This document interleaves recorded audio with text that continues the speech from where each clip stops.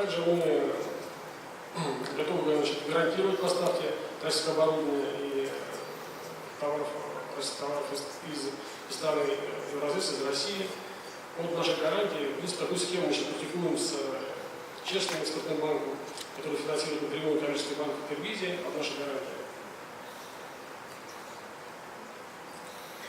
Мы можем закончить вот, то, что отметить несколько проблем, которые существуют у нас, с которыми мы сталкиваемся постоянно. Это, наверное, такая излишняя бюрократизация, когда мы работаем с некоторыми институтами российскими, мы отмечаем это серьезной зарегламентированности процедурных вопросов, которые у нас возникают при оформлении, сопровождении кредитных сделок.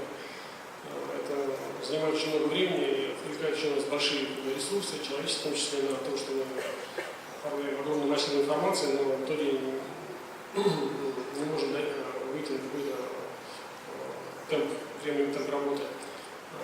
Далее, вот здесь, как, может быть, не так много об этом говорилось, но те процентные ставки, которые представляются по экспортным кредитам, они не совсем позволяют нам осуществлять наши функции института развития. Да? То есть, даже принимая внимание, что наша маржа определение минимальна, но те ставки, которые мы получаем, они не всегда позволяют нам, значит, финансировать крупные проекты с учетом тех вот ориентиров, которые по процентным ставкам были обозначены раньше. Ну и главное,